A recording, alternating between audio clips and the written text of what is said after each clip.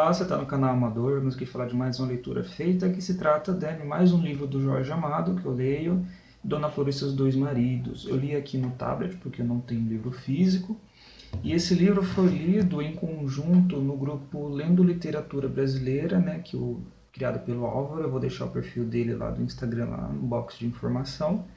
E nesse grupo a gente se propõe a ler todo mês um livro de literatura brasileira, né? E semanalmente discutir sobre características, sobre essa experiência de leitura. Por que eu digo mais um livro do Jorge Amado, né? Esse livro é o quarto livro que eu leio.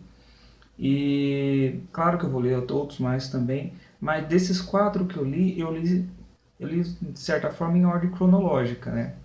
Eu comecei lendo Capitães da Areia, para mim, que acho que é o livro que dá para começar a ler Jorge Amado, por exemplo, se você não leu nenhum livro dele.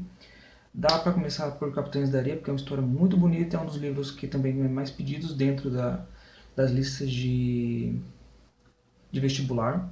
Depois eu li o ABC de Castro Alves, foi um livro diferente, né? Ele faz uma ode à persona do Castro Alves, escreve um romance biográfico ali, muito bonito inclusive. Depois eu li também para o grupo Lendo Literatura Brasileira, só que no ano passado não tinha um canal ainda. Eu li Gabriela Cravo e Canela, né? Tá ali em meados de 50, 60 que ele foi lançado, e agora chego a Dona Flor e Seus Dois Maridos, um dos livros que foi mais vendido dele, né? Um dos que mais o pessoal se lembra. Por quê? Por causa das adaptações, né? Gabriela, Dona Flor e Seus Dois Maridos, Tenda dos Milagres, Tieta, são os livros ali que ficaram muito em voga, né, nas décadas passadas por causa das adaptações e novelas da Globo. O que eu falo dessa ordem cronológica é no sentido de que a gente, pelo menos quem lê na ordem cronológica Jorge Amado, percebe uma mudança até mesmo no jeito que ele escreve, nas temáticas que ele envolve, né? Há muita mudança, você percebe muito disso. Bom, não tem como falar de literatura brasileira sem comentar o Alfredo Bozzi, né? Aqui no livro dele, né, na História da Literatura Brasileira, História Concisa da Literatura Brasileira, ele comenta justamente isso do Jorge Amado, né? Essa mudança na escrita dele, na padronagem que ele dá a seus livros. Ele comenta que lá no comecinho ele tem um caráter um pouco mais ideológico dos livros dele, né? Jorge Amado empregava muito da sua ideologia política dentro dos seus livros, como muitos outros romancistas da década de 30 também. E depois, ali já adentrando os grandes romances como Gabriela, Dona Flor, Tieta, ele diz que já entra uma característica mais regionalista, né? Ele comenta aqui embaixo, ó. E mais recentemente, crônicas amaneiradas de costumes provincianos, que é o que ele diz. Tem Gabriela Cravo e Canela, Dona Flor e Seus Dois Maridos. Nessa linha formam uma obra à parte. Na última fase, abandonam-se os esquemas de literatura ideológica que nortearam os romances de 30 e de 40, e tudo se dissolve no pitoresco, no saboroso, no gorduroso, no apimentado do regional. Então, essa característica já dita o tom que você vai encontrar nesses romances aí por volta depois da década de 50, depois da década de 60 mais ou menos.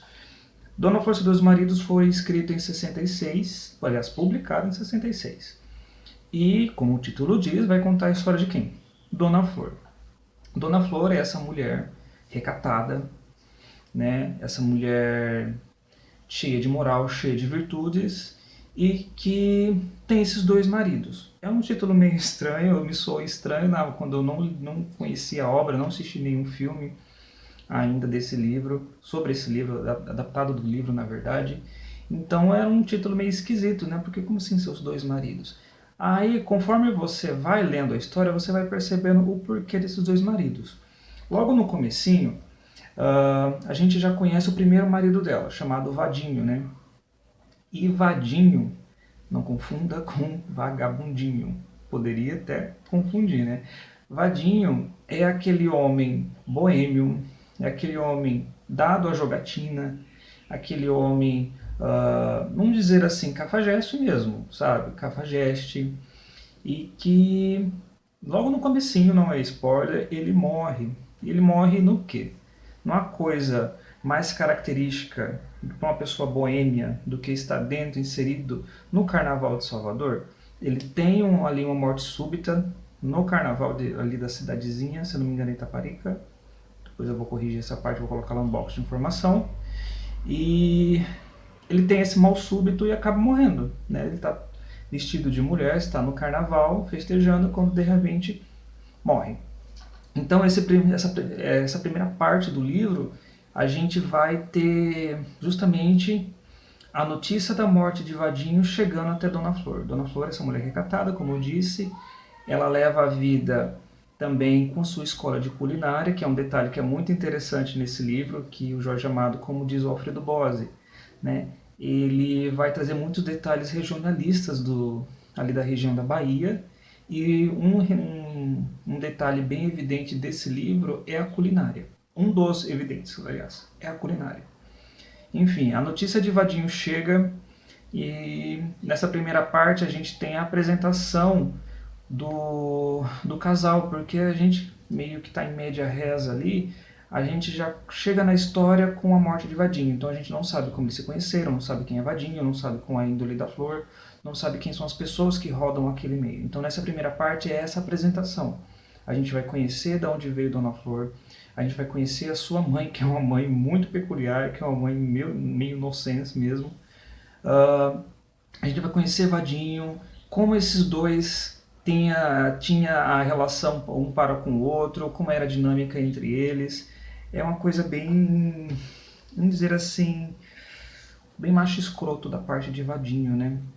Na segunda parte do livro, a gente já vai para Dona Flor. O foco é justamente na Dona Flor, justamente no processo de viuvez dela. Então, sai um pouco o Vadinho de cena, o foco é nela. Então, a gente vai ver muito a questão dela se perguntando sobre onde ela podia ter errado, se perguntando sobre a biografia do próprio Vadinho, como ela ia lidar com a situação, porque agora ela é viúva, ela só tinha a escola de culinária dela. E principalmente, um detalhe que é muito bom aqui de prestar atenção, é a questão da mulher solteira, né? Porque ainda hoje é muito tabu se conversar sobre isso, mas naquela época era ainda mais, né? A gente vê aqui, por exemplo, Dona Flor com uma libido muito alta.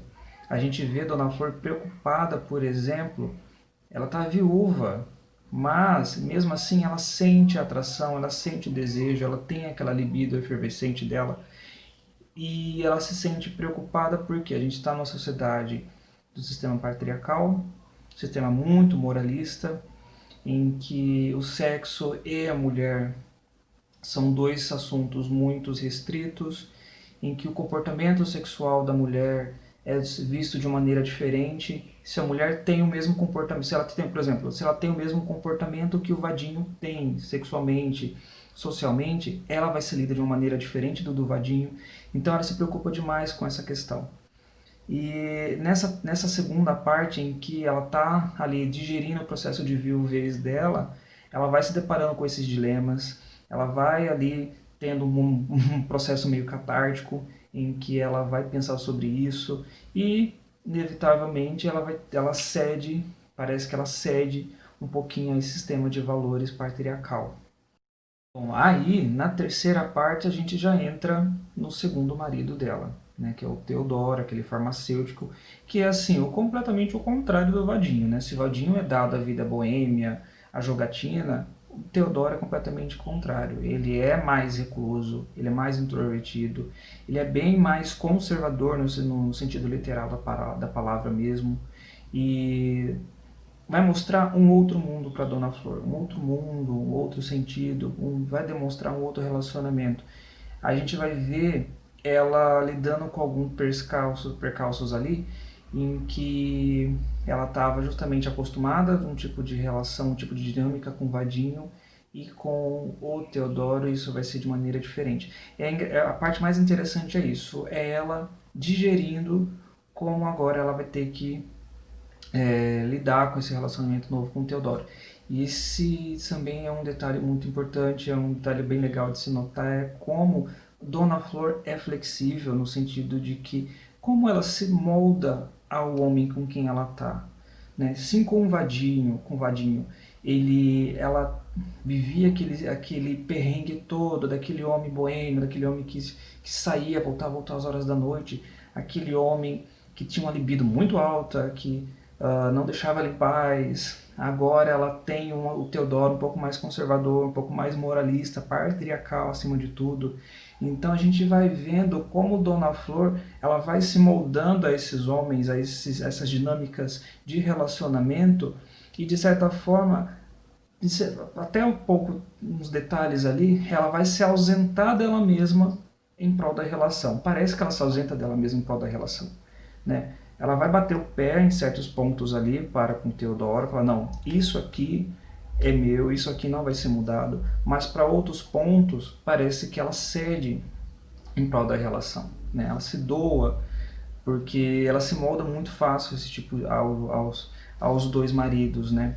E lidar com esses dois maridos também tem uma característica bem interessante, é porque o livro parece lidar com sempre trabalhar com dois mundos, né? Com opostos, com extremos, com duplos.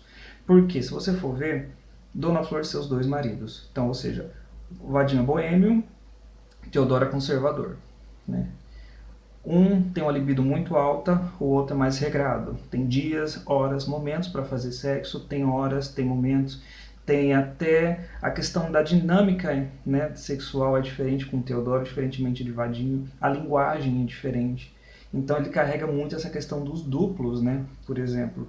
E já pulando para a parte já de detalhes regionalistas, a gente vê também muita questão de dois mundos sobre a questão da religião. Ele aborda muito a questão da religião aqui dentro desse livro, a questão dos dois mundos, né, do plano espiritual, do plano terrestre, por exemplo. Eu coloquei aqui alguns pontos que poderiam exemplificar esses dois mundos, né? Teodoro e Vadinho, como eu disse, o sexo, o afeto, o sensual e o comportado, né? O que é sensual, o que é comportado, o que é profano, o que não é, o corpo e a alma, carrega um pouquinho também da ideia da religião, que ele coloca aqui, traição e fidelidade, pobre e rico. A questão do pobre e rico é interessante porque isso cai muito sobre popular e erudito também. A gente vê, por exemplo, Vadinho. Vadinho estava no carnaval. Vadinho anda em cassinos, Vadinho anda em rodas de samba. Então, tudo relacionado ao mundo de Vadinho ali dá a entender um pouquinho que tem esse caráter mais popular, né? A roda de samba, ao carnaval, que é tudo popular. Quando já entra Teodoro, as coisas mudam. Teodoro, ele é musicista, a gente já vê Dona Flor acompanhando o Teodoro em reuniões de alta classe. A gente já vê muito esse detalhe da música para determinar espaços também dentro da história. A música também tem esse caráter meio que limitador de espaços aqui dentro. Então eu coloquei esse detalhe que eu achei muito interessante, né? Trabalhar com os dois mundos dentro da história. Uma coisa que ainda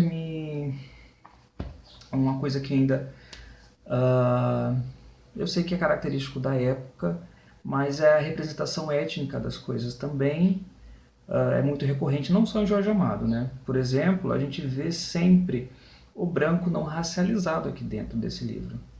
Né? Ao se referir ao branco, ele não fala, a branca Dona Flor fez isso, o branco Vadinho fez aquilo. Mas quando tem um personagem negro na história, o negro fez isso, o negro fez aquilo. Ou seja, a identificação do personagem negro da história é sempre pelo seu lado racial. E nunca pelo seu nome, e nunca pela sua profissão, pelo seu cargo, enfim, é sempre pela sua raça. O negro fez isso, o negro fez aquilo. Então, esse foi um detalhe também que me chamou muita atenção durante a leitura desse livro, como também outros também, né? Também não só de Jorge Amado. Como o branco dentro da história não é racializado, ele é lido de maneira, vamos dizer assim, normativa, normalizada, e o negro não. O negro justamente tem como adjetivo justamente a sua raça, né? Antes mesmo da sua própria característica, como o seu papel dentro da história, enfim. Bom, fica a dica aqui de um livro interessante, engraçado. Se você gostar do livro, curta, se inscreva no canal, leia o livro que é muito interessante. Enfim, tem vídeo aí toda semana no canal. Até a próxima.